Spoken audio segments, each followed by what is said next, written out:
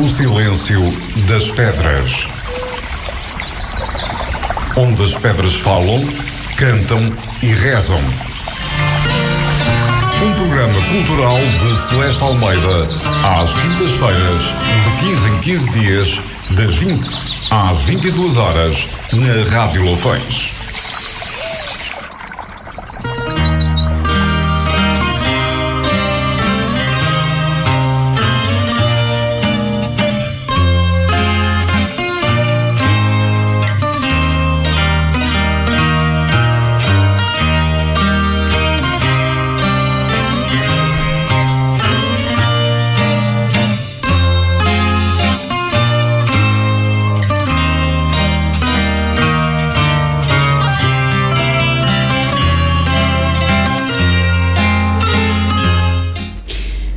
Boa noite.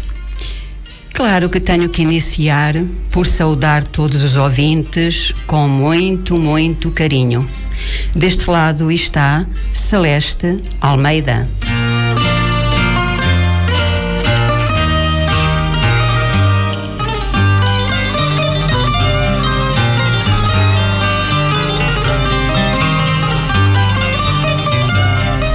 Consigo, quer esteja perto, quer esteja longe, quer esteja no concelho de São Pedro do Sul ou fora dele, além fronteiras, iremos partilhar durante o programa 2 horas de emoção, sofrimento, dor, angústia.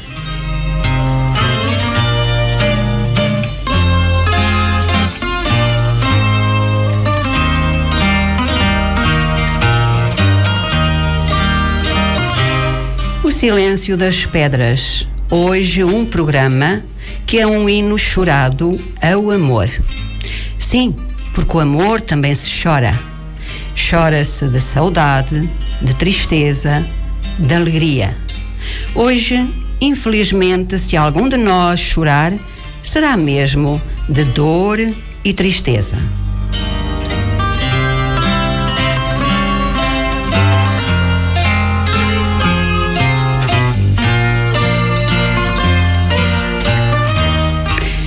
É certo que os meus ouvintes já estão a questionar o porquê destas minhas palavras tão carregadas de sofrimento. Pois é que hoje o programa O Silêncio das Pedras traz-nos muito sofrimento. Irei falar de uma das mais belas histórias de amor de sempre, mas também uma história trágica. A paixão entre Dom Pedro I e Inês de Castro, que continua a comover pela sua força, pela sua intemporalidade e pelos sentimentos envolvidos como intriga, ódio, inveja, conflito de interesses e amor.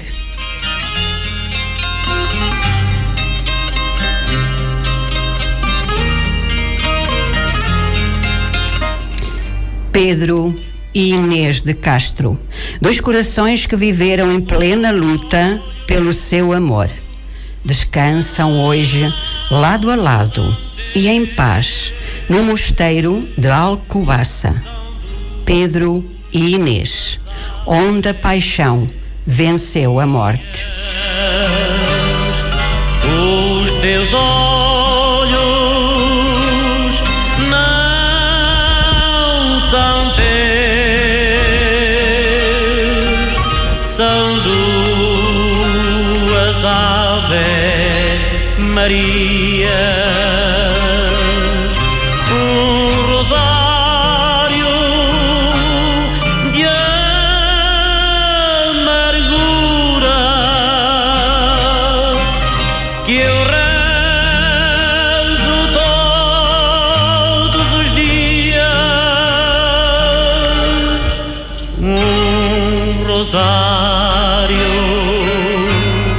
de amargura que eu rezo. Mas antes de irmos falar propriamente dos amores de Pedro e Inês, acho bem fazermos uma pequena biografia de quem era Pedro, quem era Inês, Quem era Constança? Dom Pedro, 8º rei de Portugal, 4º filho de Afonso IV e de Beatriz de Castela. Casou primeiro com Branca de Castela, a quem repudiou por debilidade física e mental. Casou depois com Constança Manuel, filha de um fidalgo castelhano, que quando veio para Portugal, trouxe consigo a bela Inês de Castro. A ligação amorosa entre o infante Dom Pedro e Inês de Castro foi imediatamente provocar forte conflito entre Afonso IV e Dom Pedro e provocou a morte prematura de Constança Manuel. Que te vi, os teus olhos são os meus. Dom Pedro I nasceu em Coimbra no dia 8 de abril de 1320 e morreu em Lisboa no dia 18 de janeiro de 1367. Casou no ano de 1328, o seu primeiro casamento com a princesa Dona Branca de Castela. Deus se darão por ti. Casou no ano de 1334 com a infanta Dona Constança, que nasceu em data incerta e morreu em 1345, filha de Dom João Manuel, infante de Castela.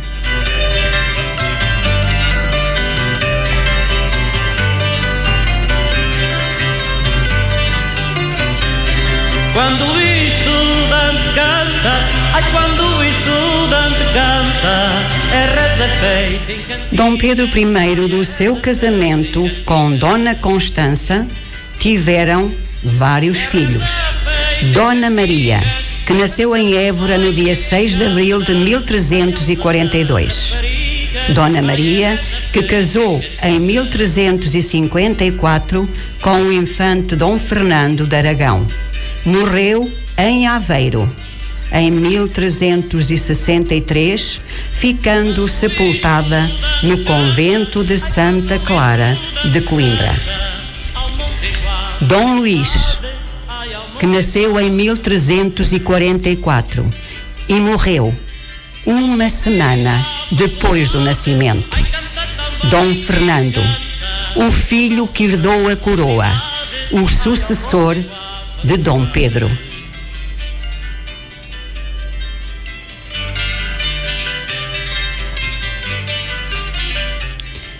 Dom Afonso, outro dos filhos, que também morreu de tenra idade. Dom João nasceu em data incerta, faleceu em Salamanca, tendo sido candidato ao trono português. Dom Dinis nasceu em data também incerta, disse que por volta de 1350, e foi aclamado rei em Santarém no ano de 1384, mas já tomara o partido de Castela.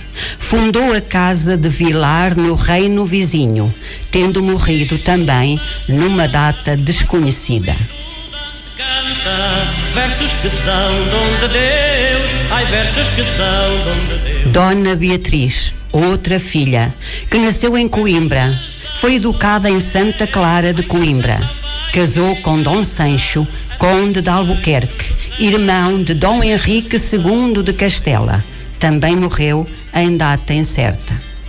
E de uma Teresa Lourenço, Dom Pedro teve outro descendente, Dom João, que veio a ser mestre de Avis, o primeiro rei da segunda dinastia.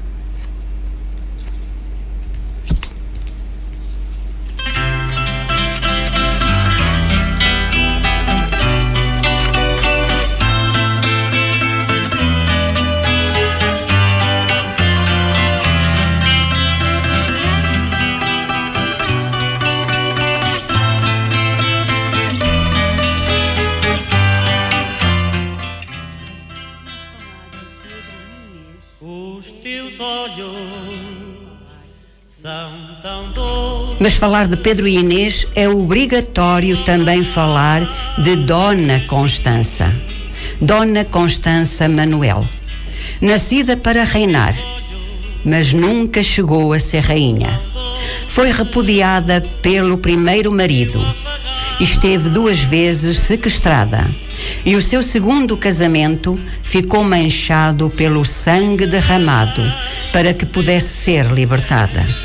Faleceu 11 anos antes de Dom Pedro subir ao trono, sem nunca ter sido amada.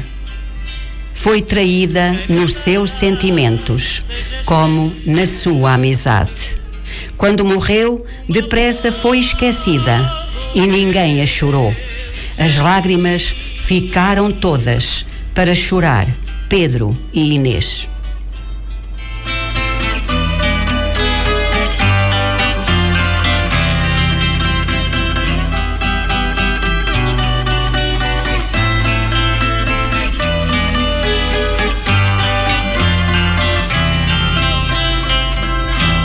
Essa pétala que eu beijo. Dona Constança Manuel, filha de Dom João Manuel, príncipe de Vilhena, e duque de Penafiel, neto de Fernando III de Castela e de sua mulher, Dona Constança, filha do rei Jaime II de Aragão. Nasceu entre 1318 e 1320 e faleceu no ano de 1345. Dona Constança Manuel, que foi prometida apenas com 6 anos de idade ao senhor da Biscaia, Dom João, o Torto, aliado de seu pai na guerra que este pretendia mover contra o rei de Castela, de quem tinha sido tutor e co-regente do reino durante a sua benoridade. Afonso XI, ao chegar aos 14 anos de idade, assumiu o trono e o poder, afastando o duque que, ferido no seu orgulho e nas suas ambições, se revoltou. Mas o jovem rei era muito mais maquiavélico do que os seus inimigos pensavam e, usando de toda a sua astúcia, fez as pazes com Dom João Manuel, pai de Dona Constança, e pediu-lhe a filha em casamento. Velhinhos de amor, numa noite branca e fria, tantos tenho para contar. Contos velhinhos de amor, numa noite branca e fria, tantos tenho para contar. Dom João Manuel, pai de Dona Constança Manuel, não pôde resistir a esta oferta e, imaginando-se já como pai da futura rainha, concordou, o que levou o senhor da Biscaia a sentir a sua vida em perigo. Os velhinhos de amor, numa noite branca e fria, tantos tenho para contar.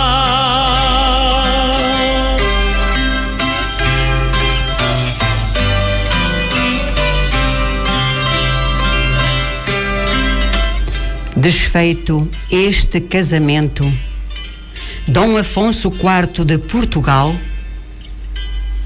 pede a mão de Constança Manuel para o seu filho, Dom Pedro. Contos velhinhos os meus, são contos iguais a tantos que tanto já nos contaram. Contos velhinhos os meus, são contos iguais a tantos que tanto já nos contaram. São saudades um adeus de sonhos que já passaram. Contos velhinhos dos meus. E agora vamos à história de amor de Dom Pedro e Dona Inês.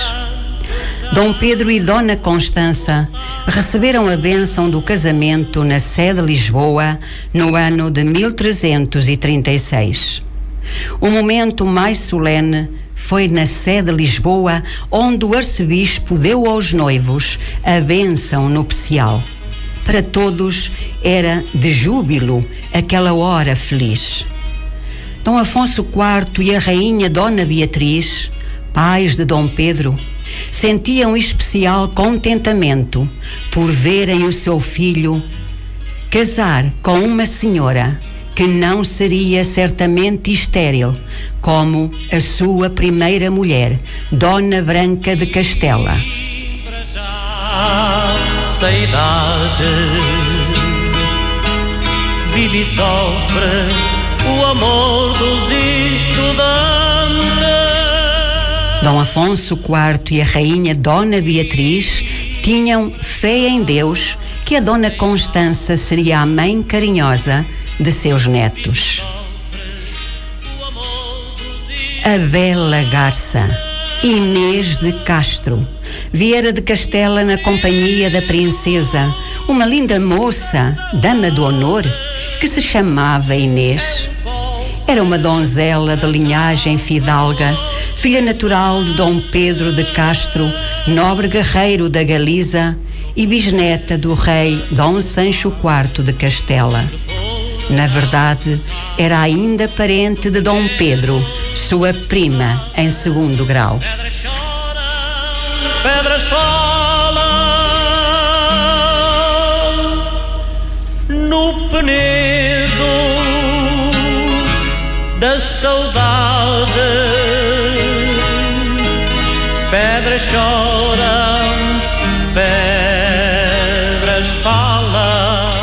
A bela garça Inês de Castro vivia na corte com a senhora Dona Constança e Dom Pedro, usufruindo os lazeres do dia a dia, a leitura, a música, as cabriolas do bobo, como convinha à gente de sangue nobre. Os encantos de seu corpo, todavia, de que a natureza com primor a dotara, fizeram-na atrair os olhares do príncipe, que não tardou a mostrar por ela uma preferência de simpatia e afeição. De olhos brilhantes, rosto prendado, de cabeleira abundante a cair sobre os ombros, de tronco roliço, torneado pelo corpete de linho a mostrar o tronco generoso de encantos, a figura esguia de moça trigueira lembrava, no porte sereno e andar suave, em airoso traje pelos jardins do paço, uma garça de ternura e elegância. Guarda e chora os versos dos teus poetas no penedo da saudade. Os que foram não se calam. A formosura de Inês, a beleza de Inês, o seu corpo roliço atraiu Dom Pedro. A convivência com tão bela mulher em pouco tempo ateou o coração do infante. E o amor e a paixão acendeu.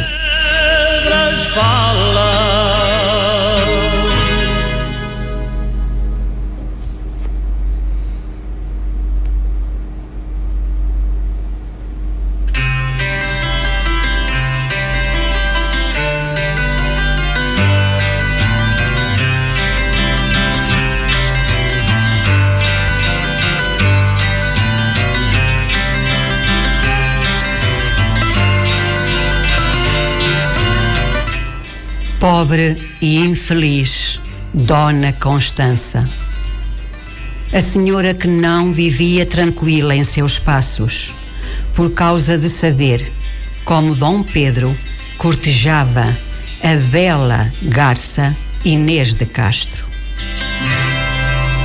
Eu antes queria morrer e toda a vida chorar. Eu antes queria morrer e toda a vida chorar. Dona Constança pensou e repensou num estratagema para ver se afastava Inês de Pedro. Mas foi um estratagema falhado. Tinha pensado que o próximo nascimento de um filho viria chamar o pai à razão, de marido fiel se tornaria, e que precisava de ser, para viver um matrimónio feliz, ter um marido fiel. Ora vira, vira, ora vira lá. Era cada vez mais notório ao conhecimento das pessoas amigas que a rodeavam, nobres, damas e senhoras, era cada vez mais notório o desvario amoroso do príncipe Dom Pedro. Quando a princesa teve o primeiro filho, no ano de 1342, o infante, que teve o nome de Luís, foi grande o contentamento na corte e até o povo festejou o nascimento. Dona Constança lembrou-se então de usar a astúcia para afastar Inês do esposo. Convidou Inês para ser madrinha do recém-nascido. Chora, chora, e a mim que se me dá. Chora, chora, e a mim que se me dá. Piu, piu, piu, ora vira, vira. Piu, piu, piu, ora vira lá. Piu, piu, piu, ora vira, vira. Piu, piu, piu, ora vira lá.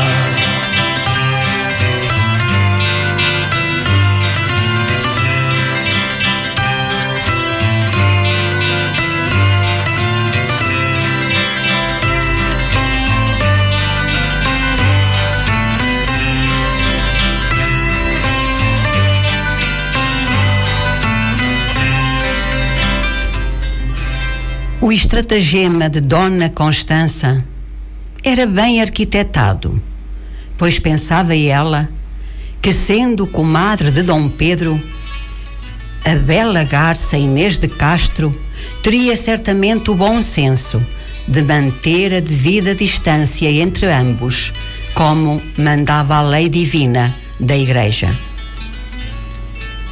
Aparentemente, a princesa-mãe tinha conseguido o seu intento, mas não durou muito a ilusão. Na verdade, tal como anteriormente, sucediam-se o encontro entre os amantes. Os meus olhos tão velhinhos nesta idade, não olhes para os meus olhos. Os degostos de uma vida amargurada, a saúde precária da senhora Dona Constança não iriam permitir-lhe durar muito. O infante Dom Luís, pouco tempo depois de nascer, faleceu. Esta criança, que teve como madrinha a bela garça Inês de Castro. O segundo filho, a quem deram o nome de Fernando, foi amamentado e foi criado por uma ama de confiança.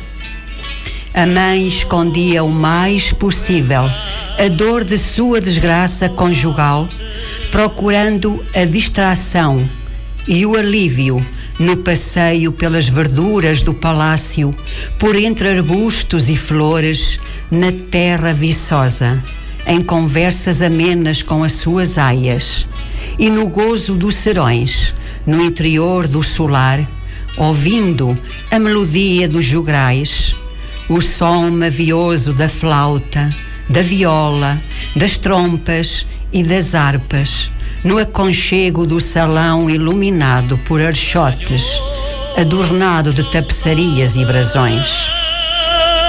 Da vida, quase desejo morrer. Tenho saudades da vida, quase desejo morrer. É só para olhar os teus olhos que não desejo. Dona Constança, cada vez mais amargurada pelos desgostos da vida, passava as noites a meditar a sua triste sorte. Em longas noites de inverno, sentada junto à lareira ampla da torre, pensava muitas vezes em fazer peregrinação a Santiago de Compostela para rogar proteção e paz a seu lar tão ameaçado por Inês de Castro. Não chegou, contudo, a realizar seus sonhos. Não chegou a ir em peregrinação a Santiago de Compostela. Morreu de parto logo a seguir ao nascimento da sua filha Maria, no ano de 1345. Chora os meus pecados, os meus olhos. Nem o físico, nem o astrólogo da corte conseguiram salvar a vida da princesa Constança. A tragédia consternou toda a gente, mas Dom Pedro sentiu-se livre para cair nos braços da sua Inês. Choram ainda, coitados, com saudades de pecar. Choram ainda, coitados, com saudades de pecar.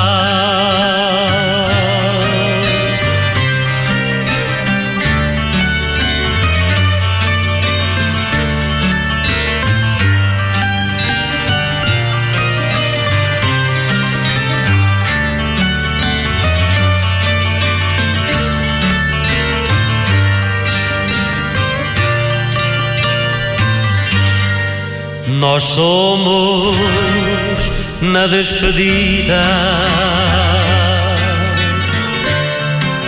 duas saudades à espera. Nós somos na despedida duas saudades à espera. Que a morte venha e nos traga. E nestes bocadinhos de pausa em que a música, vinda também de Coimbra, nos corta um bocadinho deste trágico programa, vou vendo algumas mensagens que nos vão deixando amigas na minha página do Facebook. E nas termas do Carvalhal está-nos a ouvir a minha amiga Fátima Rocha. Um beijinho para si também.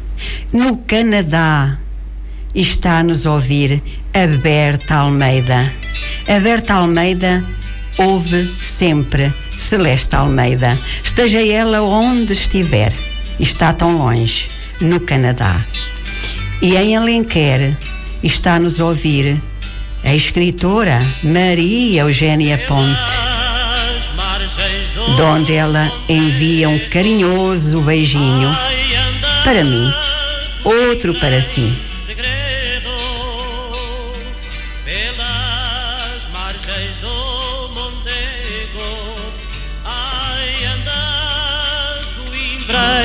Segredo, como Inês posta em sossego. E com a morte de Dona Constança, Dom Pedro e Inês de Castro sentiram-se livres. Por altura da morte de Dona Constança, andava o rei Afonso IV em grande questão com o bispo do Porto. Na verdade, o monarca submetera a cidade à sua jurisdição e o bispo lançou o interdito sobre a diocese. Era um problema entre eles que tinha que ser resolvido, entre o bispo do Porto e o rei Afonso IV. Habitualmente, com a sua comitiva de nobres, percorria o reino para ver como corria a administração, para aplicar justiça e para consumir alimentos de seus palheiros. A questão dos amores entre Dom Pedro e Dona Inês preocupava o rei, mais que tudo, no seu reino. Resolveu encontrar uma solução e obrigou a amante do filho a exilar-se em terras de Albuquerque, na região da Raia, entre Castela e Portugal. Frustraram-se, no entanto, as intenções do rei. Não conseguiu separar os apaixonados que comunicavam entre si por cartas levadas e trazidas secretamente. Quem fazia o serviço de correio para iludir melhor a vigilância dos ricos homens eram os almocreves, que transportavam mercadorias de cidade para cidade, atravessando cotos e concelhos, segundo ordem dos burgueses, seus patrões. Os almocreves levavam consigo as cartas de Pedro para Inês e de Inês para Pedro. Foi assim que o amor de Pedro e Inês, longe de perturbar-se ou longe de amortecer, se tornou cada vez mais sólido e capaz de superar quaisquer obstáculos e adversidades.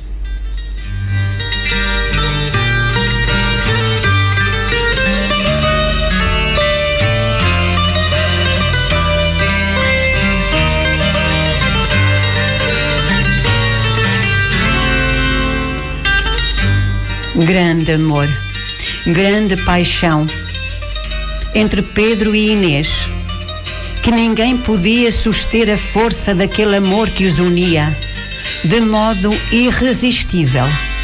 O príncipe à mulher da sua vida, à sua paixão, à sua querida Inês de Castro. Era de facto tão ardente e tão profundo o sentimento do casal enamorado que Dom Pedro, contra a ordem de seu pai, mandou vir Dona Inês para Coimbra. Acabava assim o desterro em Albuquerque e começava uma nova fase da vida para os dois, finalmente juntos.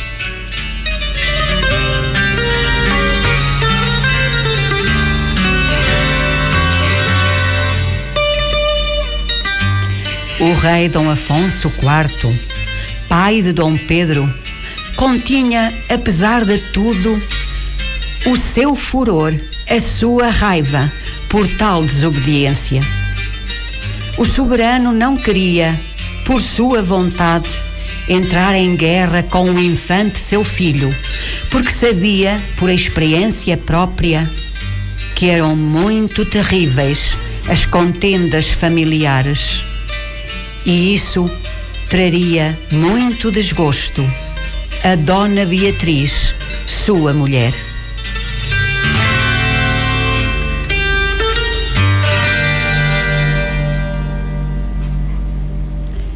Naqueles tempos, a existência de Pedro e da linda Inês, era imensamente feliz. Habitavam em Santa Clara, na margem esquerda do rio Mondego. Ali nasceram seus filhos. O primeiro chamou-se Afonso, o nome do avô, mas morreu criança de tenra idade. Os outros dois meninos, chamaram-se João e Dinis.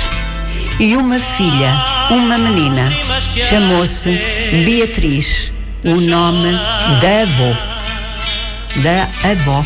E sufoca nossos ares. Estes, exceto Afonso, que morreu em criança, cresceram com saudável robustez física, rodeados de carinho e ternura dos pais, como flores de esperança no vale que se abria ar puro do céu azul. Deixem-nas lá ir embora, que elas vão, não voltem mais.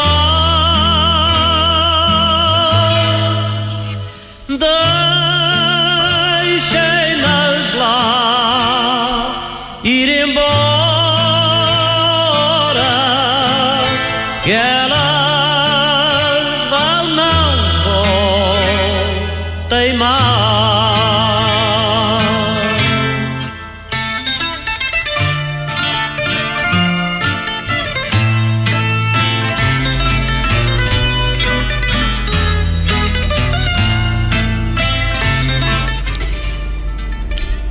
E os nossos ouvintes vão se manifestando. E Américo Maria Marques, dos Estados Unidos, diz: eu também estou a ouvir. Um beijinho para os Estados Unidos, para a Francelina e Américo. Muito obrigada por também desse lado estarem com a Rádio Lafões. Uma desta e eu te dei de tantos beijos que demos. Uma desta. Depois da morte de Dona Constança, tinham passado quase 10 anos. E o pequeno infante Fernando, seu filho, vivia em Lisboa, nos passos reais do avô, sendo educado como um príncipe que um dia havia de subir ao trono de Portugal. Ora, acontecia que os conselheiros da corte diziam e repetiam ao rei Dom Afonso IV que havia um grande perigo para a coroa e para o futuro próximo do país, se a Dona Inês viesse a ser rainha de Portugal.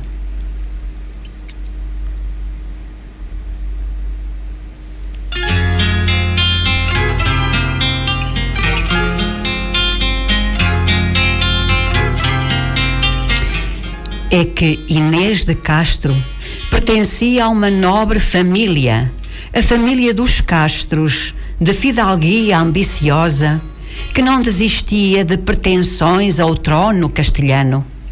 Poderia muito bem dar-se o caso de um filho de Dona Inês vir a ser rei, ainda que para tal fosse preciso matar o legítimo herdeiro do trono. Eu já vou. E sendo assim, não era nada difícil imaginar que aquela nobreza poderosa pudesse subir ao poder nos 2 estados ibéricos, pondo fim à independência da pátria portuguesa. Dom Afonso IV ouvia tudo isto e ficava inquieto, sem saber o que havia de fazer e o que havia de decidir. Chegou a pensar em reunir as cortes para que lhe dessem uma opinião prudente. Tremia só de prever que em tempos vindouros os seus netos iriam lutar a ferro e fogo pela posse do trono de seu avô.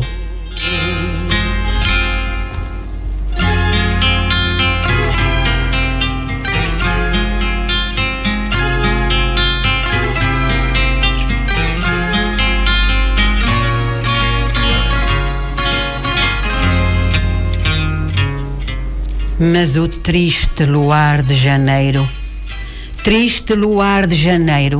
os primeiros tempos do ano de 1355 iam testemunhar uma tragédia de sangue. O príncipe Dom Pedro nem presumia o que estava para acontecer quando se despediu da sua querida Inês e seus filhos para iniciar a caça de montaria pelos montes e por florestas da beira, a cavalo com nobres amigos e escudeiros. Pedro, que se despede da sua querida Inês e dos seus filhos e vem caçar para a beira. Mal ele imaginava o que iria acontecer naquele triste luar de janeiro.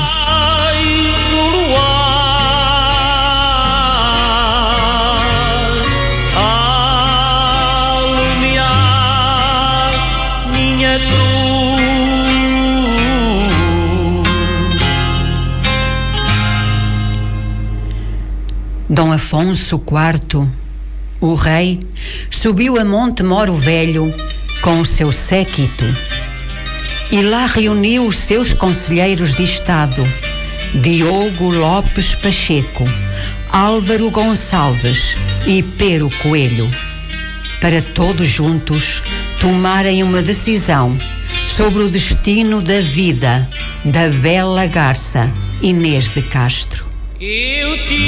Os argumentos que o rei ouviu não o convenceram, mas conseguiram, de facto, que ele hesitasse e, finalmente, entregasse a sorte da amante de seu filho Dom Pedro nas mãos daqueles que a queriam ver morta.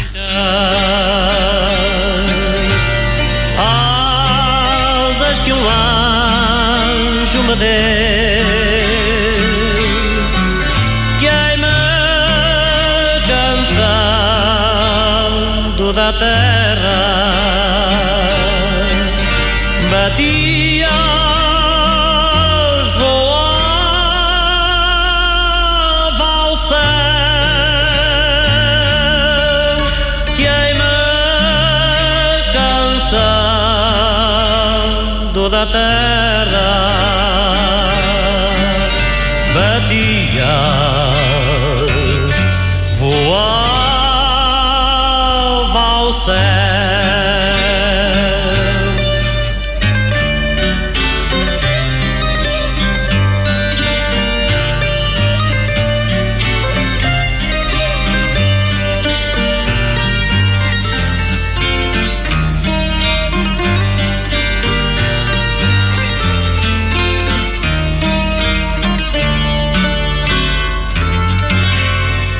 Porque as minhas asas brancas. Também em Lisboa, Ludovina Dias está a sintonizar a Rádio Lafões. Um beijinho para si, minha amiga. Estávamos no dia 7 de janeiro e ao cair da noite, Inês de Castro foi surpreendida pela chegada dos reis e dos conselheiros. Não houve lágrimas, não houve gemidos de crianças inocentes que impedissem a execução de Inês de Castro. Quando o luar brilhou no firmamento, veio encontrar a pobre Inês sem vida, degolada friamente pelo machado do carrasco. Nunca, na história de Portugal, houve ou haveria um crime de horror tão inclemente.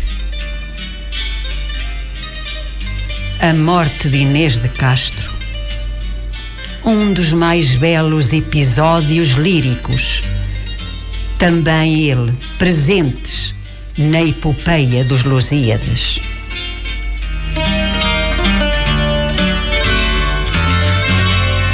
E as minhas asas brancas. Pobre Dom Pedro, ele que se divertia na caçada, na beira, ao tomar conhecimento da morte da sua amada, arrebatou de cólera e raiva. O seu temperamento intempestivo reagiu com a ferocidade de um tigre ferido. Chamou às armas nobreza e povo de sua confiança.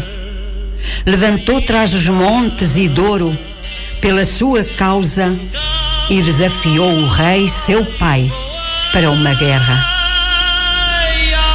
Valeu a intervenção de sua mãe, a rainha Dona Beatriz, que conseguiu evitar o pior e levou os contendores à paz de Canaveses, nos arredores do Porto. As promessas que fez de perdão aos seus inimigos, depressa Dom Pedro as esqueceu. Bastou subir ao trono no ano de 1357 para acontecer a terrível vingança.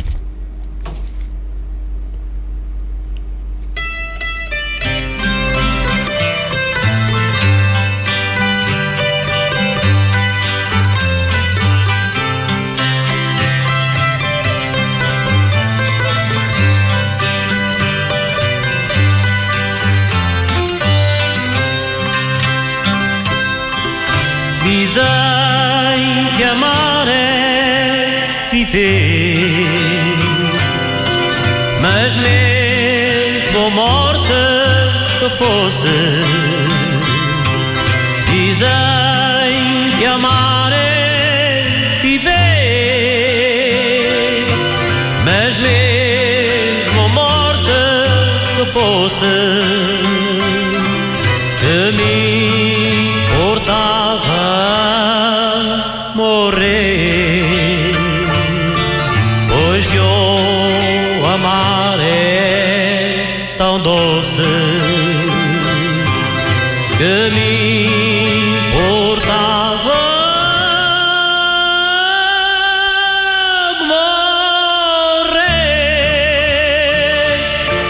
pois que o amar é tão doce.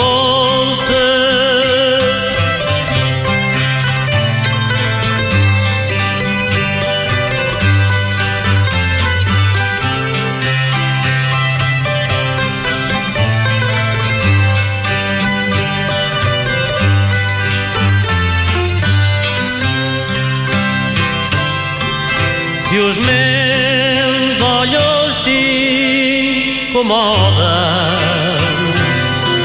quando estou à tua frente,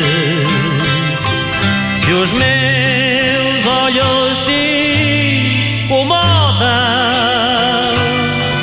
quando estou à tua frente, eu prometo arrancá-lo para te amar seriamente. Eu prometo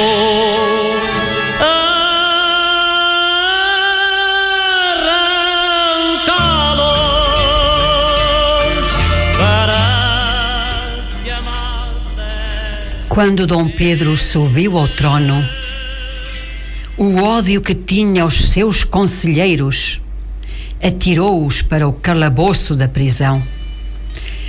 Escapou por sorte Diogo Lopes Pacheco, que fugiu a tempo para a terra de França. A vingança foi consumada nos passos de Santarém. Dom Pedro mandou amarrar as vítimas, cada uma a seu poste de suplício, enquanto os cozinheiros de sua corte preparavam um lauto banquete de cerimónia. O rei não poupou requintes de horror no castigo implacável. Mandou o carrasco tirar a um o coração pelas costas e a outro o coração pelo peito. Por fim, como sentisse que não bastava a tortura tremenda, ainda teve coragem para trincar aqueles corações que para ele seriam malditos para sempre.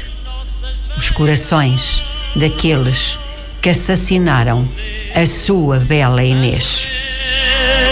Em nossas veias. Dos três, apenas Diogo Lopes Pacheco se salvou, porque fugiu para a França.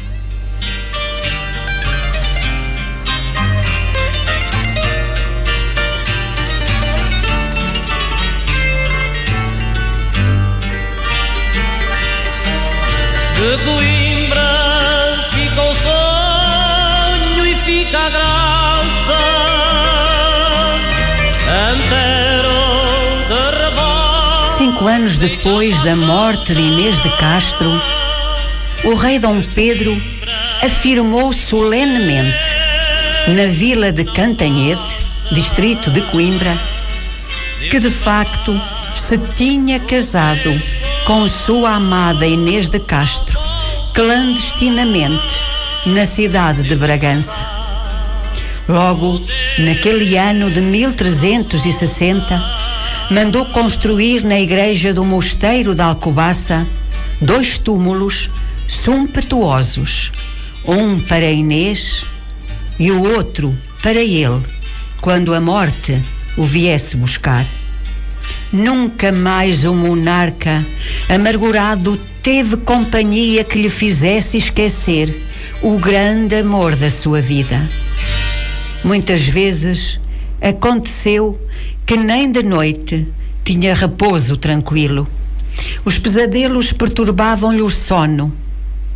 E o rei, para esquecer, saía para as ruas de Lisboa, acordava o povo ao redor, ateava fogueiras para a festa e dançava com eles até à madrugada. A miúde mandava matar bois e bezerros, distribuía carne aos pobres e necessitados, com um coração generoso que as gentes da capital e do reino admiravam e amavam. Não só porque era pródigo em dar de comer a quem tinha fome, mas também porque sempre soube fazer justiça, porque soube sempre dar prémios aos bons e soube sempre dar castigo aos maus. O povo não esqueceria nunca o soberano Dom Pedro e de geração em geração diria que 10 anos como aqueles que reinou Dom Pedro nunca iria haver em Portugal.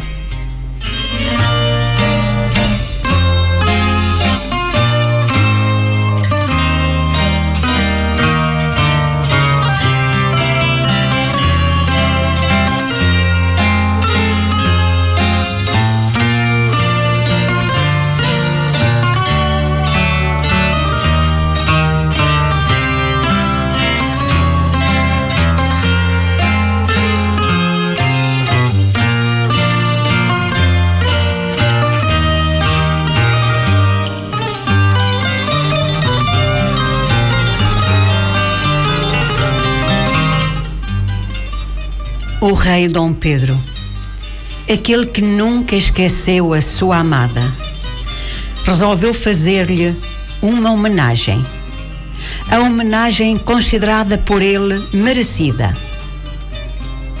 Ordenou então a transladação dos restos mortais de Coimbra para o túmulo de Alcobaça. Foi um cortejo fúnebre de imponência nunca vista. Pela estrada fora, por entre o povo do campo, que vinha chorar à berma do caminho, seguia a multidão de gente, com círios acesos. Seguia a melhor fidalguia do reino. Seguiam senhoras e senhoras, a cavalgar corceis, a passo solene. Membros do clero e burgueses também acompanhavam o cortejo, todos em traje de pesar doloroso. Ao longo da viagem, a perda da rainha foi pranteada por grupos de carpideiras que soltavam gritos lancinantes e entoavam melodias plangentes. Viam-se homens com cinza na cabeça, de cabelos rapados e sem barba, na expressão pública de luto. Escudeiros vestidos de estamenha crua transportavam a urna com o ataúde de Inês, carregando aos ombros os varais escuros, precedidos de alferes com pendões abatidos. Na frente do préstimo, um franciscano segurava uma enorme cruz de pinho. No transeto da igreja de Alcobaça, Dom Pedro disse o último adeus à esposa. Nunca tinha existido paixão assim. Até nasceu a lenda de que o rei se desvairou a ponto de fazer coroar Inês depois de morta, e obrigou a nobreza a beijar-lhe a mão de rainha. Os teus olhos não são teus, são duas Ave Marias, um rosário de amargura que eu rezo todos os dias. O silêncio das pedras, aqui na Rádio Lafões, que trouxe a história de amor de Pedro e Inês de Castro. Uma história que ainda hoje continua a comover quem a conhece. Uma história que poderia começar assim. Era uma vez um príncipe de nome Pedro, filho do rei Afonso IV de Portugal. O seu pai obrigou-o a casar com uma princesa espanhola de nome Constância.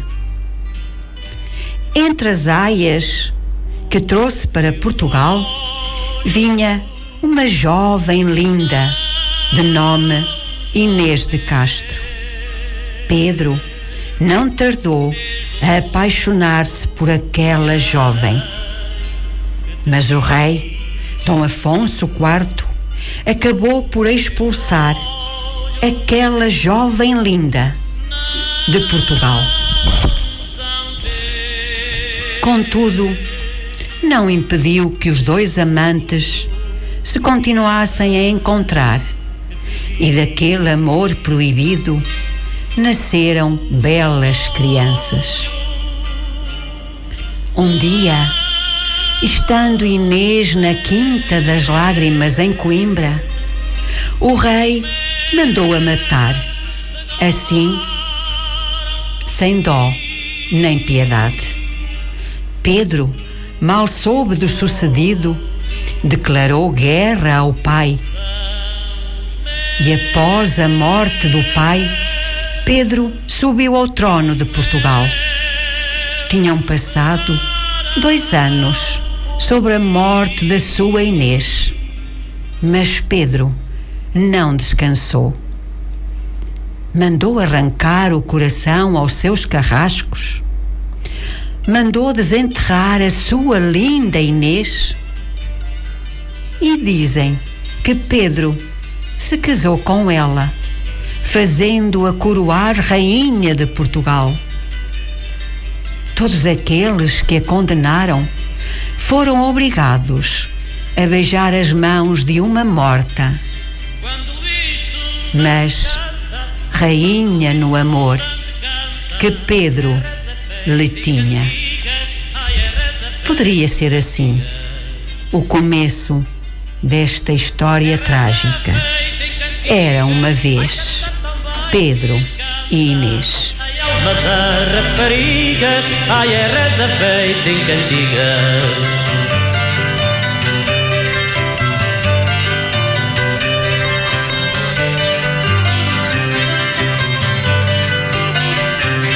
Quando o estudante canta, ai, quando o estudante canta, ao monte igual à faculdade, ai, ao monte igual à faculdade. Ao monte igual à faculdade, ai, canta também que encanta toda a sua mocidade, ai, ao monte igual à faculdade. Inês de Castro, uma figura da história de Portugal, tomada imensas vezes como tema de várias obras literárias, não só na literatura nacional, como também na de outros países. Esta história de amor trágico tem sido tema de obras teatrais, de narrativas e líricas que abordam em maior ou menor grau, quer o fundo psicológico de Inês, quer o conflito de que ela é centro. Quando o estudante canta, ai, quando o estudante... A primeira aparição dos amores de Dona Inês na literatura dá-se com as trovas à morte de Inês de Castro, de Garcia de Rezende, no Cancioneiro Geral de 1516. Nelas, Inês no inferno lamenta a tristeza da sua sorte, advertindo as mulheres para os perigos do amor. No entanto, é com os Lusíadas de Luís de Camões que se constitui o mais influente fundo lírico do episódio de Inês de Castro, a linda Inês, como Camões lhe chama.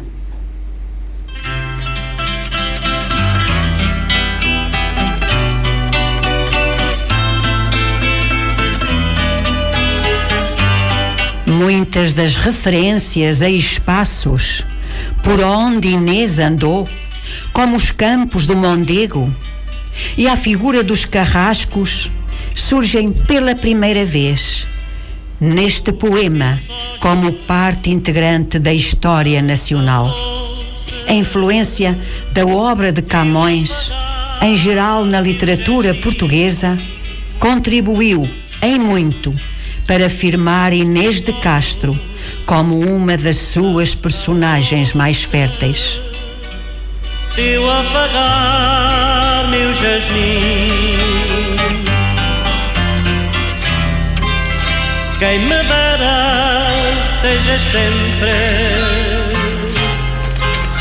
uma flor do meu jardim. Antes do fim do mundo despertar, sem Dom Pedro sentir e dizer às donzelas que o luar e o aceno do amado que há de vir, e mostrar-lhes que o amor contrariado triunfa até da própria sepultura, o amante mais terno e apaixonado erga a noiva caída à sua altura, e pedir-lhes depois fidelidade humana ao mito do poeta, à linda Inês, à eterna Julieta castelhana, do Romeu português.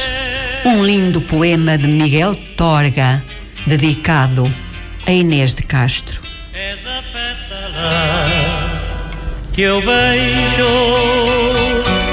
tenho-te dentro de mim.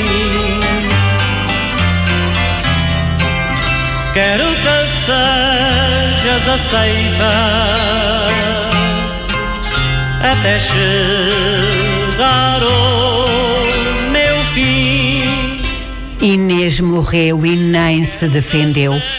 Inês morreu e nem se defendeu da morte com as asas das andorinhas. Pois diminuta era a morte que esperava, aquela que de amor morria cada dia. Aquela ovelha mansa que até mesmo cansa olhar vestir de si o dia a dia. Aquele colo claro sob o qual se erguia o rosto envolto em loura cabeleira. Pedro distante, soube tudo num instante, que tudo terminou, e mais do que a Inês, o frio ferro matou a ele. Nunca havia chorado, é a primeira vez que chora, agora quando a terra já encerra aquele monumento de beleza que pode Pedro achar em toda a natureza. Que pode Pedro esperar se não ouvir chorar as próprias pedras, já que da beleza se comovam, talvez, uma vez que os humanos corações consentiram na morte da inocente Inês. E Pedro pouco diz, só diz talvez: Satanás excedeu o seu poder em mim. Deixem-me só na morte, deixem-me só na vida. A morte é sem nenhuma dúvida a melhor jogada, que o sangue limpa agora as minhas mãos, cheias de nada. Ó vida, ó madrugada, coisas do princípio, vida começada, logo terminada. Um poema dedicado à morte de Inês de Rui Belo.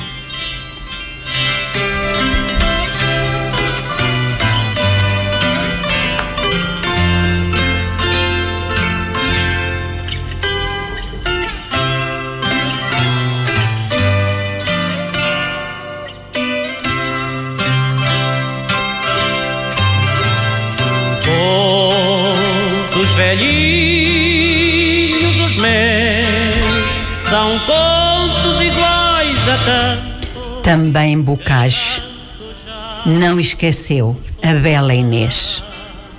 De Bocage, este poema que eu vou ler. Da triste, bela Inês, ainda os clamores. Da triste, bela Inês, ainda os clamores. Andas eco chorosa repetindo, ainda os piedosos céus andas pedindo justiça contra os ímpios matadores. Ouvem-se ainda na fonte dos amores, de quando em quando as naiades carpindo, e o mondego, no caso refletindo, rompe irado a barreira, alaga as flores.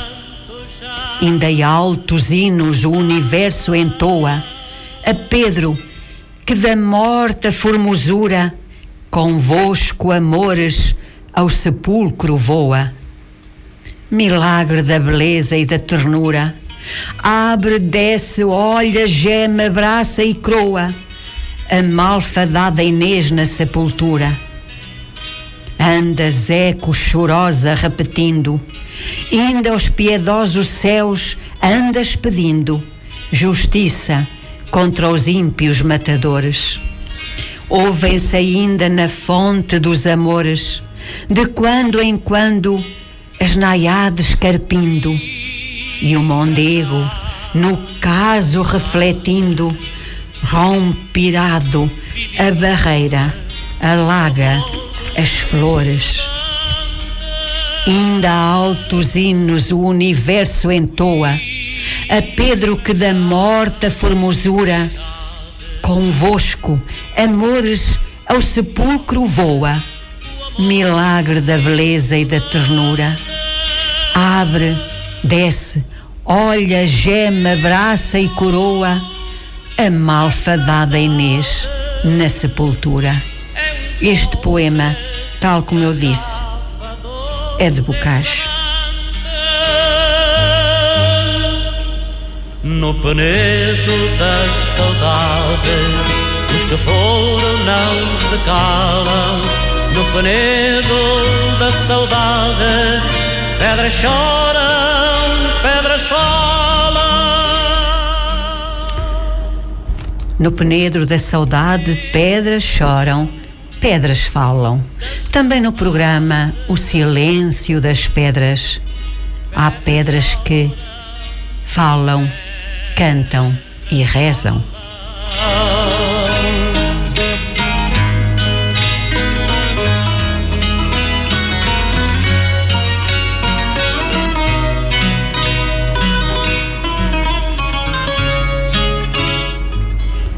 Inês, Inês, o tempo fere mais que o sangue. Inês em nós, amor que as pedras amacia. Memória, lume vivo, eterna melodia. Águas do Mondego, que grito fatal vos rasgou o leito.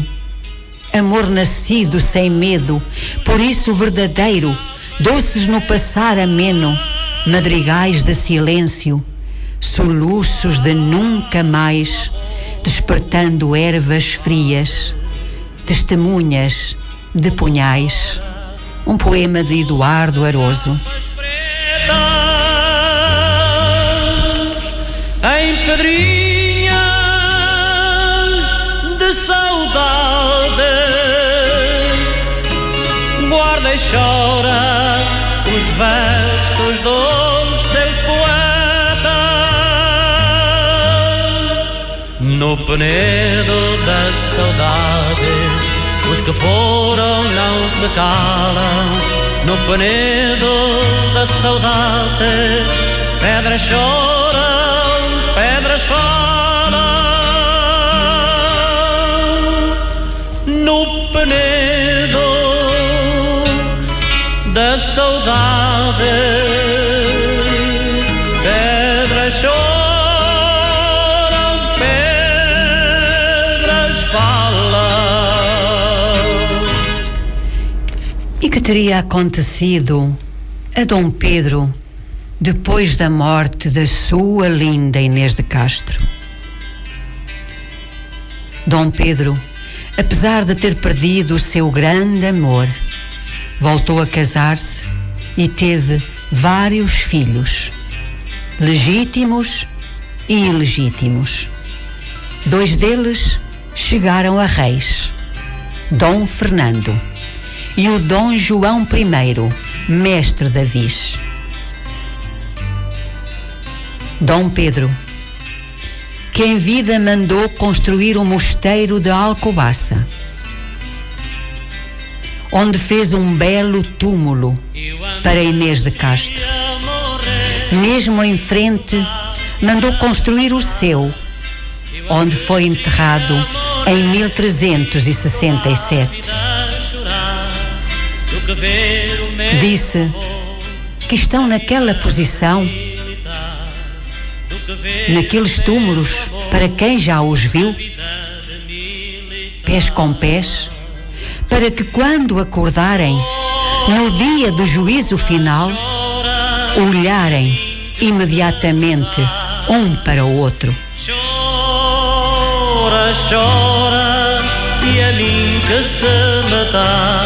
Piu, piu, piu, ora vira, vira. Piu, piu, piu, ora vira. Hoje, o silêncio das pedras, onde as pedras falam, cantam e rezam.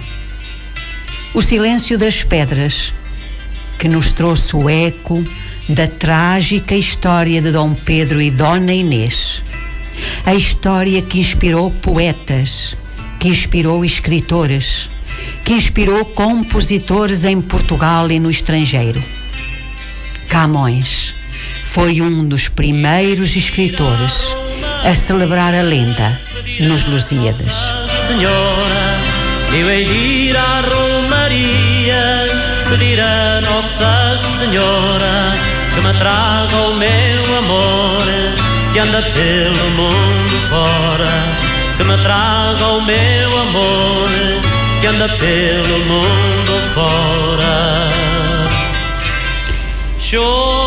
E se há história de amor que tenha marcado a história de Portugal, a história de amor de Pedro e Inês, a história de um amor proibido, é sem dúvida a história mais trágica, mas mais apaixonante, que deixou um marco na nossa história.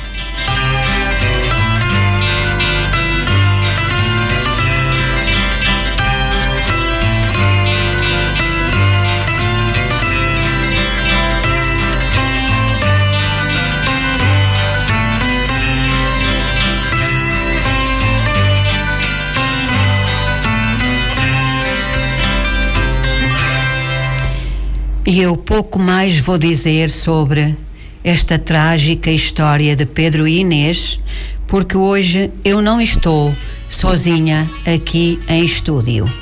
Comigo está a escritora Dulce Ferreira, conhecida de muitos dos ouvintes que nos estão a sintonizar em todo o mundo, e para quem eu mando mais uma vez um abraço e digo, bem-ajam os que estão aqui, perto ou longe, ou além fronteiras.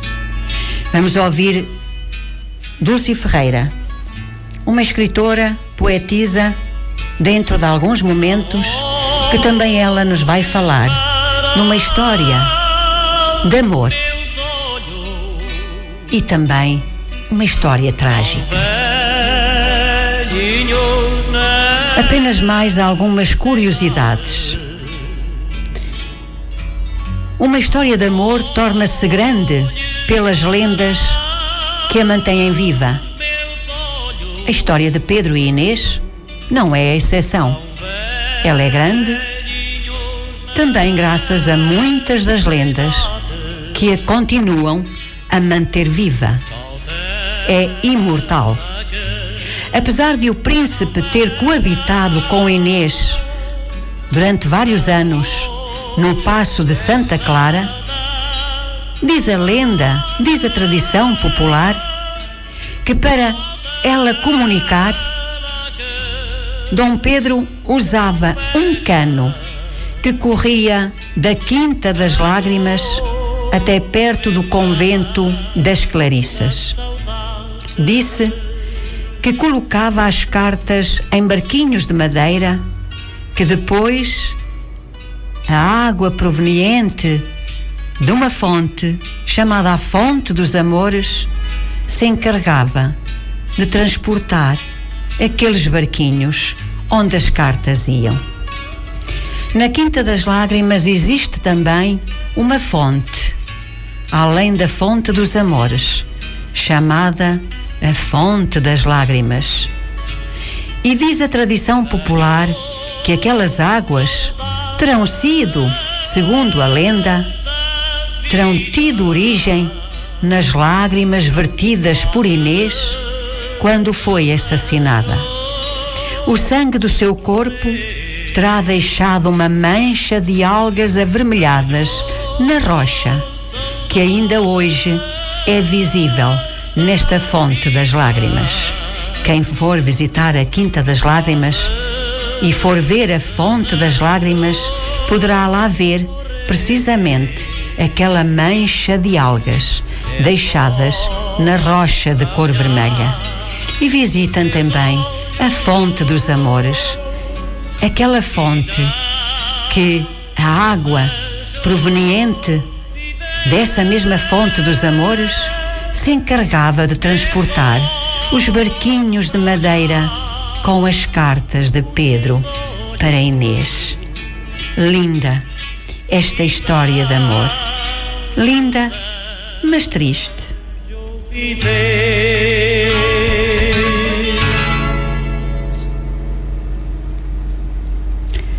triste que até as filhas do Mondego a choram. As filhas do Mondego, a morte escura, longo tempo chorando memoraram, e por memória eterna em fonte pura, as lágrimas choradas transformaram. O nome lhe puseram que ainda dura, dos amores de Inês que ali passaram. Vede que fresca fonte rega as flores, que as lágrimas são água e o nome amores, a fonte dos amores. Não chora os meus pecados, os meus olhos a chorar. Choram ainda, coitados, com saudades de pecar. Choram ainda, coitados. E antes de ir ter uma pequena conversa com a escritora e poetisa Dulce Ferreira, que hoje também me fez companhia, não só para estar aqui e falar do seu romance Rosas Brancas, mas também para me fazer companhia na vinda de Castro Daire até aqui, São Pedro do Sul, onde eu venho de 15 em 15 dias, onde já tenho muitos ouvintes e aos quais eu agradeço com muito carinho. Também sei que na Alemanha estamos a ser ouvidos. Estados Unidos, Canadá, Alemanha, Suíça, Lisboa, Portugal, São Pedro do Sul, em todo o mundo. O Silêncio das Pedras está a ser ouvido.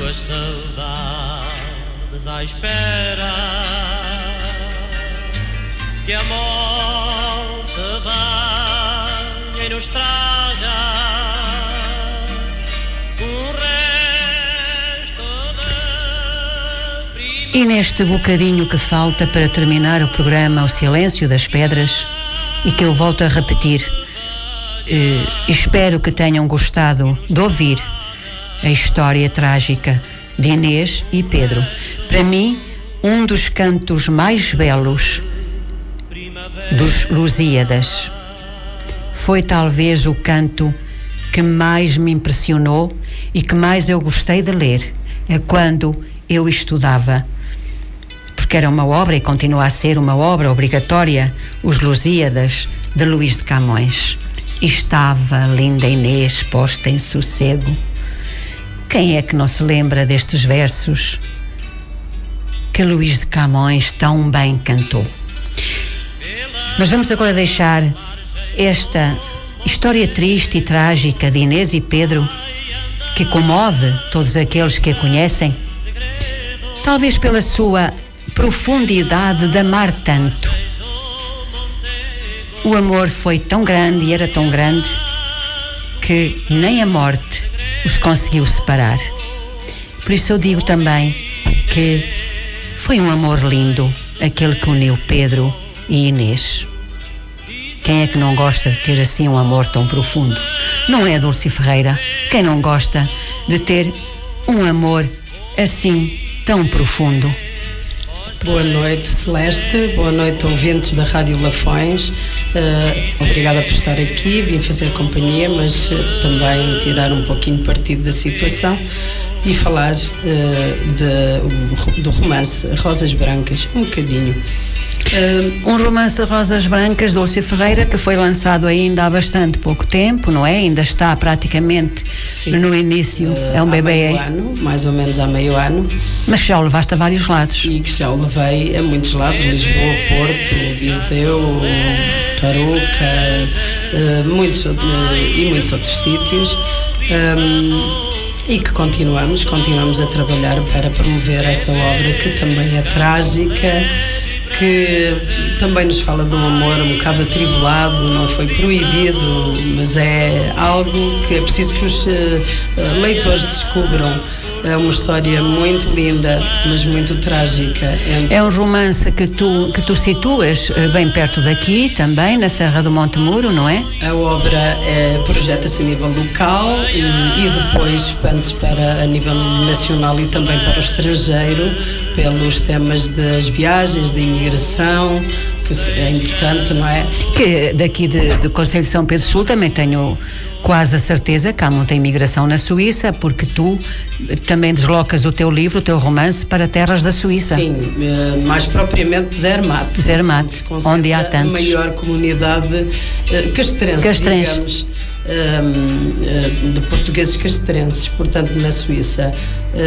E que eu espero um dia alguém me convide para também levar lá o livrinho, não é? Porque não é um livrinho, 400 e muitas páginas. É um livrão, digamos assim, livrão, porque sim. É um livro que tem 400 e muitas páginas, não é? E eu acho que seria até muito proveitoso, porque fala dos nossos imigrantes lá.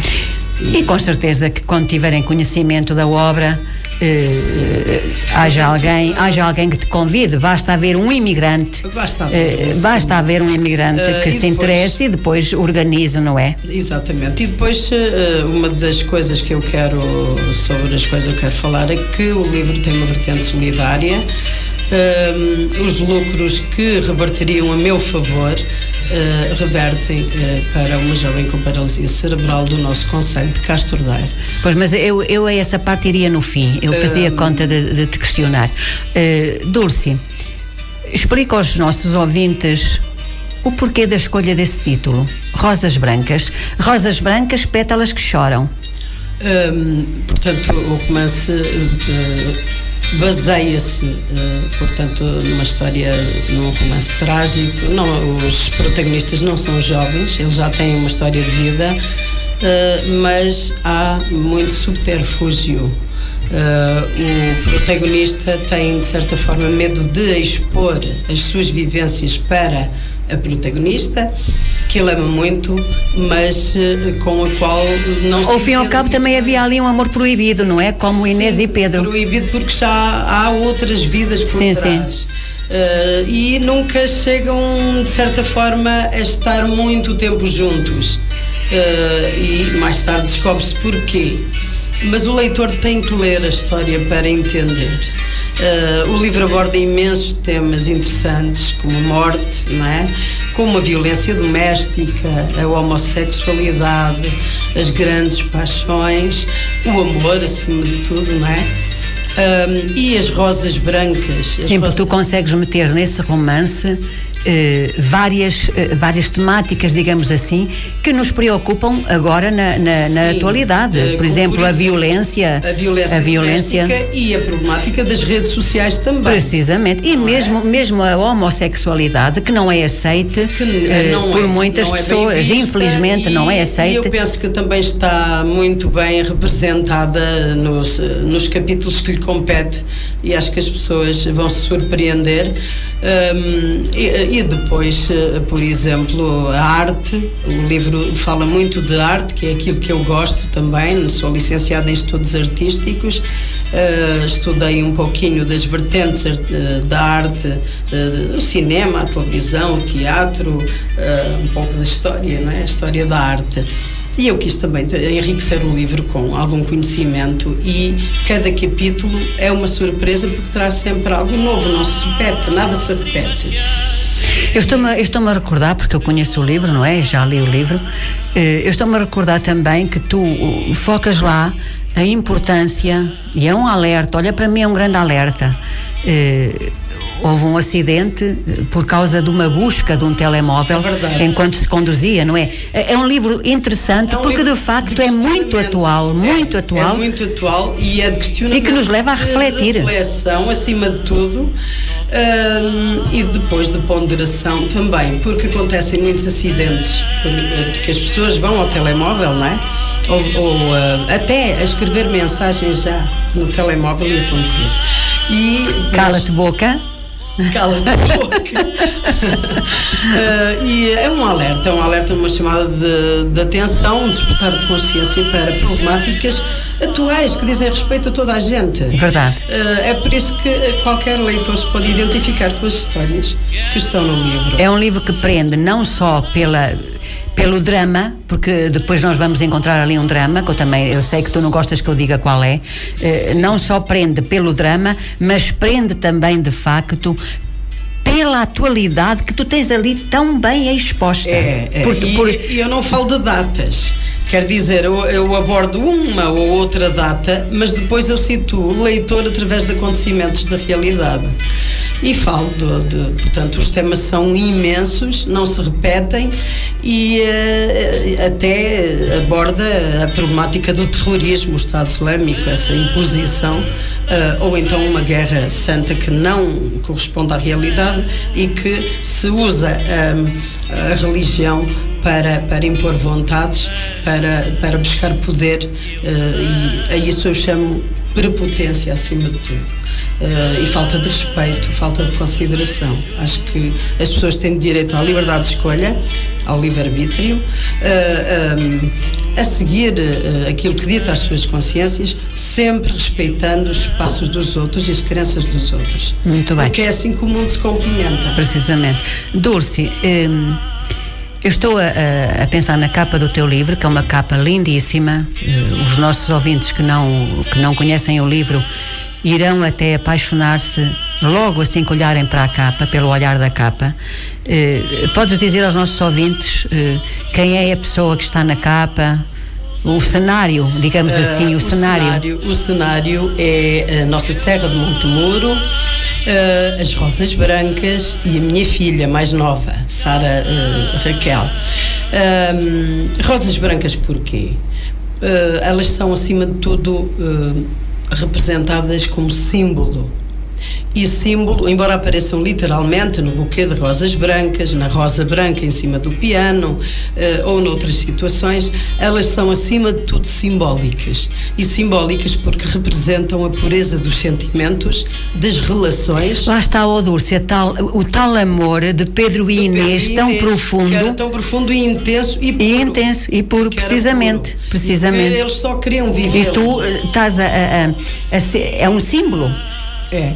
A tua rosa branca, no fundo, é um símbolo do amor profundo. Do amor puro, profundo, de respeito, de consideração e de durabilidade, não é? Das relações duradouras, mas acima de tudo, da pureza das relações, da limpeza que existe, porque hoje em dia as relações não são puras, as pessoas traem-se, as pessoas não são inconstantes, separam-se por isto e por aquilo, não são tolerantes, e as rosas brancas simbolizam as relações duradouras e a pureza. Mas hoje em dia também temos que analisar que há muitos casamentos feitos sem ponderação. Sim. Portanto, dá-nos vontade, vamos casar. Precisamente. Passados 2 meses, meio ano, 1 ano, 2, e estão separados. Falta o tal amor da rosa branca. Da rosa branca e do Pedro e da Inês. Porque se houver amor da rosa branca, aliás, há o preenchimento de qualquer espaço, não é? Porque também a rosa branca significa tolerância. Uhum. E depois a limpeza da alma, o enlevo, não é? Porque é a brancura, é a pureza. Mas as tuas rosas brancas choram, as pétalas choram. Choram porque é rosas brancas, pétalas que choram. Pela tragédia. São tragédias que vão acontecendo e que terminam, por exemplo, com rosas brancas em cima de uma campa no cemitério. Eu vou ler aqui um comentário da Ludovina Dias, porque é uma continuação daquilo que tu estás a dizer. A Ludovina escreveu assim, agora, há pouco: não há vida amorosa que não seja embrulhada em lágrimas. Dizia a minha mãe, ao longo da vida tenho encontrado e confirmação das realidades. Portanto, já a mãe da Ludovina dizia que não há vida amorosa que não seja embrulhada em lágrimas. E a Ludovina diz que ao longo da vida tem encontrado estas realidades. Sim, porque amar é sofrer também. Sofre-se muito por amor. Quando se ama de verdade. Amar é dor, não é? É dor. mas é a dor que devera sente, hein? Não, como dizia a pessoa, que o poeta é um fingidor, mas ele finge a dor que na realidade sente. Portanto, a dor que na realidade sente. Ele é que pensa que está a fingir, mas não está. O poeta é o extremo da sensibilidade, e as pessoas sensíveis sofrem. As pétalas que Tu és sensível, Dulce? Mais do que pareço. Muito mais do que pareço. E depois a vida também me tem dado assim umas bufetadazinhas e com que eu tenho que lidar, mas que também me fortalece. Em relação às pétalas que choram, é uma história dolorida. Também aborda o problema do cancro num capítulo, e penso que está precisamente representado, que é um flagelo atualmente, embora a medicina esteja muito adiantada. Eu também passei pelo problema, e as mazelas que ficaram são muito profundas. Terei que me adaptar, que me adiantar e que me unir a elas e aprender a caminhar com elas. Ontem estive no IPO. Também és daquelas pessoas que acreditas que a fé ajuda muito a curar essa terrível doença? Ajuda. A fé e os amigos, a ciência e o aconchego, não é? Os amigos, o aconchego é muito importante, porque quando temos alguém que nos põe para cima, é mais fácil de levar. E as orações são muito importantes, porque se nós não tivermos algo a que nos agarrarmos, se não acreditarmos, é muito importante acreditar. Porque se não acreditarmos, não temos um sentido, a vida perde o sentido, e não temos o que buscar, e é preciso buscar, continuar a tentar buscar algo, esse ideal, um ideal de vida. Pode ser uma vida depois da morte, existirá. É melhor acreditar que sim. Dulce, mas o teu livro, embora muito pouquinho, quase como um gatinho a passar em cima da brasa, também tem assim um bocadinho de enredo político. O meu livro tem alguma crítica. Que é onde tu vais... Eu não digo crítica, não tem alguma crítica. É um olhar que tu tens. Sim. Será um que é quando vais até até Zermatt, não é? Até Zermatt. Não será, como dizes, embora com um espírito ligeiramente crítico, será, pronto, também... É uma realidade, não é? Porque a política, a crise económica, as políticas é que nos trazem aqui. São as más políticas, as más gestões dos dinheiros públicos. Porque é que existe pobreza? Quantos dinheiros entram, por exemplo, diariamente nos cofres do Estado? Nós sabemos que também sai muito, mas bem distribuído, não haveria pobres. E não é só no nosso país, que é um país pequenino. O nosso país é pequenino, bem administrado, bem gerido. Quem é que nós ouvimos falar? Nós sempre ouvimos dizer que o dinheiro que se gasta em armamento dava para matar a fome do mundo inteiro, não é? Então, o paraíso já existe. Precisamente. O paraíso já existe. As pessoas é que têm que deixar de fazer dele um inferno. É o ser humano que quer, eu não sei o que é que as pessoas querem. Ou seja, mas agora fugimos um pouquinho do teu livro, não é? Mas foi um assunto pertinente também. Recapitulando, qual é a razão mais importante, além da causa solidária que o teu livro tem, que já vamos falar nela, que tu possas dizer aos ouvintes uma boa razão para comprarem as Rosas Brancas? Portanto, uma boa razão que os vá aprender à leitura, que eles peguem na primeira folha e não tenham vontade de pousar o livro em cima da mesa, porque eu sei que muita gente que tem as Rosas Brancas, Pétalas que Choram, não conseguem pousar o livro, e conheço até pessoas que leram o livro durante a noite, que não conseguiram adormecer enquanto o livro não fosse lido. Conheço pessoas dessas. É verdade. O livro está escrito de uma forma simples, com uma linguagem acessível, muito escorreita, muito acessível e de fácil compreensão. Tem histórias múltiplas, não é só uma história de amor importante e interessante, mas são várias histórias de amor.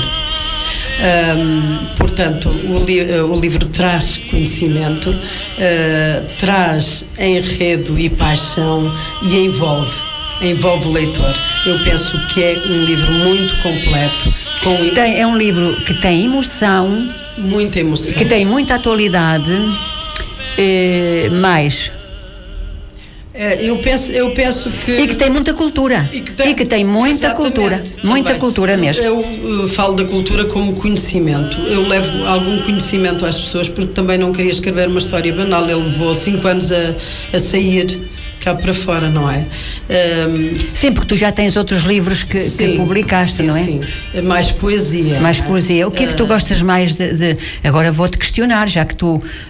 os livros anteriores eram de poesia, este é um romance em prosa. Sim. O que é que te deu mais gosto fazer?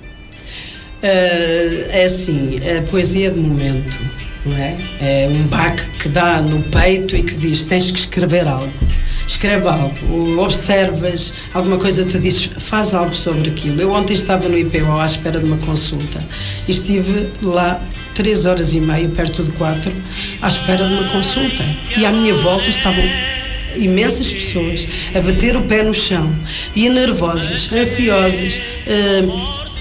E surgiu-me a ideia de escrever o textinho que publiquei e que se chama Ela e que está na minha página do Facebook. Eu já li. Aquela ela sou eu, refletida nas outras elas que estão ali impacientes, cansadas, ansiosas à espera de saber uma notícia boa ou cheias de medo, não é? E já na perspectiva de sim, porque quem vai para o IPO, Dulce, quem vai para o IPO leva sempre um medo carregado, não é? Que as coisas não estejam a correr bem. Precisamente. E as surpresas não sejam boas.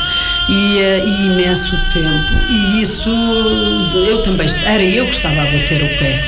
A ela sou eu que se reflete nas outras elas que estavam por ali. E a poesia, e então de repente a minha filha disse, mãe, tem calma.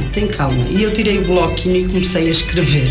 Portanto, alguma coisa. Até te acalmaste escrevendo, não é? Sim, passei ali um bocadinho, rascunhei e depois à noite passei o que rascunhei para o computador.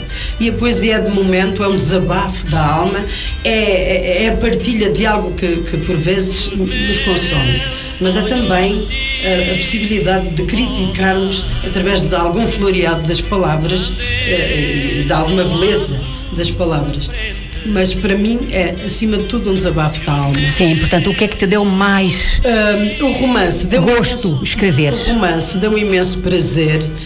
Porque testaste as tuas capacidades, certo? Exatamente, uma vez que eu também não tinha estudos, nem tinha grande preparação, porque eu licenciei-me já com 50 anos, não é? Aprendi muito, mas eu já escrevia poesia desde pequenita. Agora, o romance, eu comecei há 5 anos e ele deu-me imenso prazer, porque foi algo que me surgiu. Foi um desafio que tu fizeste a ti própria. Um desafio que eu me fiz e ao ver o resultado final foi realmente um prazer. Quando viste o livro feito, afinal eu sou capaz. Um grande livro. Portanto, não estou a dizer porque fui eu que o escrevi, porque há pessoas que escrevem grandes livros e não têm grandes conhecimentos, e há outras com muitos conhecimentos que até nem escrevem grande coisa. Mas eu acho que as pessoas têm o direito de se expressar, cada um à sua maneira. A beleza está na diversidade. Deu-me imenso prazer, principalmente quando criei aquelas cenas eróticas malucas. Um erotismo assim muito leve, não é? Muito leve, muito leve, mas muito real. Muito real, digamos. Mas interessante, eu acho. Porque não há amor sem erotismo. E não há romance sem erotismo. Precisamente. E os nossos ouvintes que nos estão a ouvir concordam comigo. Se há amor e há paixão, tem que haver erotismo, tem que haver beijo, tem que haver abraço, tem que haver envolvência de corpos, de pele com pele. Exatamente. Claro que sim. E tu no livro tens lá essas cenas assim. Tenho cenas muito bonitas que eu acho que os leitores não se vão escandalizar e vão adorar. E acredito até que se vão excitar com algumas. Essa agora foi boa, Dulce. Eu li-o e não me excitei com ela. Dizes tu. Essa agora também foi boa. Mas sim, deu-me imenso prazer, porque foi um desafio. Acima de tudo, um desafio às minhas capacidades. Não, é um livro muito bem conseguido. um romance que prende desde o princípio até ao fim, um romance que nos leva a sonhar, porque nós estamos a ler um capítulo, digamos assim, e estamos a pensar, será que agora vai acontecer isto? Será que vai acontecer aquilo? Nós próprias viajamos e divagamos. Há capítulos que terminam com reticências para que o leitor tenha a possibilidade de pensar, será que vai por aqui, por ali ou por acolá? Não é? E essa foi também uma das digamos que será uma espécie de obra aberta, a chamada obra aberta, que dá a possibilidade ao leitor porque o próprio fim, as histórias. O próprio fim pode ser uma continuação, pode vir uma continuação. O leitor pode dizer, não lhe dava este fim, eu seguia por ali ou por ali, portanto é chamada vamos lá ver, Dulce. Se o leitor quer matar a obra, tem que lhe dar um fim com mais rigor, não é? Sim, mas tu não quiseste matar a obra, tu quiseste deixar a obra aberta, porque pode haver quem é que, por exemplo, pode continuar. Não, tu, Dulce Ferreira, 2 para amanhã, diz assim: deixa-me dar uma continuidade ao meu romance Rosas Brancas, não é? E depois vem a Rosas Vermelhas ou outras rosas de outra cor. O livro tem. Então vamos tem fotografia. À vertente solidária, porque tem muitas fotografias, sim, porque já temos pouco tempo. E tem poesia. Aquilo que eu digo é que o livro é ele um poema. O próprio livro é um poema. O livro, os lucros do livro, não é? A minha parte. Os lucros, precisamente, porque tu tiveste despesas para... Muitas despesas, claro que sim. As editoras não editam livros de graça. Tem que se pagar à editora e depois há outras coisas ainda mais. Despesas de promoção, de deslocações. Há muitas despesas, sim. Ou seja, os lucros não são para ti. Não são para mim. Os lucros, à minha parte, revertem então para uma jovem com paralisia cerebral do nosso Conselho de Castro Daire, e que eu achei que devia ajudar, porque faz também pouco tempo perdeu o pai, e pronto, e a mãe ficaria a braços com um sério problema, e penso que o que vier, penso que é bom. Olha, Dulce, os ouvintes estão-te a ouvir, e eu vou deixar aqui uma nota, digamos assim. Se por acaso houver algum ouvinte que, ouvindo esta frase da Dulce Ferreira, que os lucros revertem para uma vertente solidária, para uma menina com paralisia cerebral, se quiserem comprar o livro Rosas Brancas, basta dizerem aqui ao diretor da rádio, ou ao Paulo Fernando, ou ao Fernando Morgado, ou eu sei lá, qualquer pessoa que esteja ligada à Rádio Lafões, que digam o valor do livro. É 15 euros, não é muito caro, porque o livro é muito grande, e estando a comprar, estão também a ajudar. E compram, ficam fascinadas com uma linda história de amor e depois vem aí têm esse gesto, vem o verão e precisam de leitura para a praia, precisamente, e têm esse gesto solidário que fica tão bem a todas as pessoas, não é? O livro é lindíssimo. Tu mesmo disseste só a capa prende-nos no olhar. E penso que será um bom presente para aniversário, para as leituras de verão, para qualquer altura, dia da mãe, dia do pai, dia de qualquer dia. Portanto, eu volto a repetir, qualquer pessoa que esteja interessada neste livro...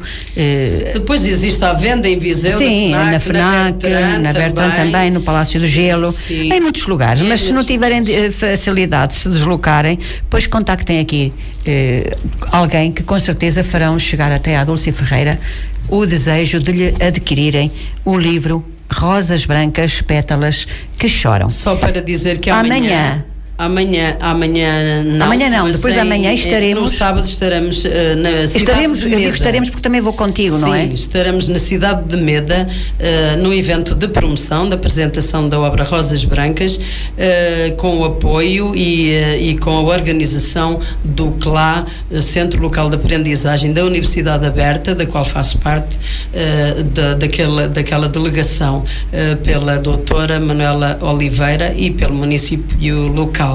Já estivemos em Cantanhede também, com o apoio da Universidade Aberta e pronto. E agora é Meda. Eu sei que a Rádio Lafões é ouvida praticamente em todo o país, através de 93.0. Se alguém da Meda nos estiver a ouvir, já fica também aqui a informação que sábado às 16 horas estaremos na nave de exposições do Mercado Municipal de Meda. Muito bem. E assim, se não tiveres mais nada para dizer. Não, quero só agradecer pela oportunidade a ti e também à Rádio Lafões, que se eles não permitissem, eu não tinha nada que estar aqui a promover o meu livro, não é? O Paulo Fernando, sim, que o diretor da rádio, não pôs qualquer objeção. Claro que não. Aliás, eu fui recebida aqui, e já agora eu digo para todos os ouvintes, eu fui recebida aqui com muito carinho, Dulce Ferreira. E o diretor da rádio, que tu conheceste hoje, disse-me logo no primeiro dia: o programa é seu, faça do programa o que entender. Muito bom. Confio em si, o programa é seu. E eu estas palavras para mim disseram-me tudo. Sim, não precisei de mais nada, precisamente, não precisei de mais nada. Ele já sabia que era um programa cultural, não é? Porque foi para isso que eu vim para aqui, foi para fazer um programa cultural. E faço o melhor que sei. Espero que os ouvintes eu tenho a certeza e reconheço que muitos dos ouvintes, amigos nossos, estão já com a Rádio Lafões, e isso é muito bom. E também, quem sabe um dia eu não venha a conhecer os ouvintes aqui de São Pedro do Sul, não é? E eles também virem a conhecer a cara de Celeste Almeida. Com certeza que aqui também haverá bons escritores que poderás trazer ao teu programa e promover. Eu conheço a Hilda, por exemplo. Pronto, que é imigrante. Eu agradeço pela minha parte o que tenho que mas não está cá, a Hilda não está cá, mas quando vier, com certeza que virá haverá aqui. Muitos convidarás. Sim, há aqui muitos, precisamente, há aqui muitos escritores. Os teus programas futuros. Precisamente, eu estou a fazer o segundo programa, não é? Ainda estou a dar os primeiros passos, digamos assim. Exatamente. E estás muito bem. Muito obrigada. E eu vou-me despedir de todos os ouvintes, dizer-vos mais uma vez muito obrigada por estarem com a Rádio Lafões. O programa é O Silêncio das Pedras, está aqui de 15 em 15 dias, entre as 20 e as 22 horas. Já sabem que é um programa cultural em que eu posso trazer diversificados temas. Quem sabe se na próxima eu nutrarei lendas. Eu gosto tanto de lendas. Acreditem, gosto de as ler, de as contar e de as ouvir. E de escrever. E de escrever também, mas talvez não sejam escritas por mim, que eu trago. Quem sabe se nos serão lendas, quem sabe se será, por exemplo, que também já andei a idealizar, o Mosteiro de Odivelas com os seus escândalos e as suas freiras amantizadas com os padres. Portanto, pelos caminhos de Portugal. Pelos caminhos de Portugal. Vamos falando de história, vamos falando de monumentos, de património edificado, de lendas, tudo o que seja cultura, porque cultura é a alma de um povo. Muito boa noite. Conhecimento. Muito boa noite. Até 2 a 15 dias, se Deus quiser. E muito obrigada pela vossa companhia. Boa noite, obrigada.